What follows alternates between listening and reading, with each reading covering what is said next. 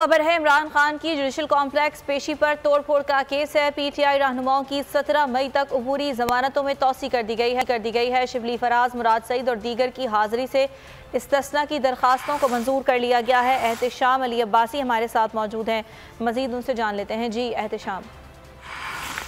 जी, इस्लामाबाद जब इमरान खान आए थे उस वक्त तोड़ फोड़ का मामला था, दहशतगर्दी का मुकदमा दर्ज किया गया था। उस मुकदमे में जो है पाकिस्तान तहरीक इंसाफ के जो रहनुमा हैं उनकी जो है 17 अप्रैल तक जो उनकी अबूरी जमानतें उन्हें तोसी हुई है। पहली नवाज अवान, शहजाद वसीम जो है वो मौजूद थे अदालत के अंदर। इसके अलावा जो है मुराद सईद, शिबली फराज, उमर अयूब, अमाद अजहर भी जो है इस केस में थे। जो और ये आमिर कियानी पहुंच गए थे इस मौके पर।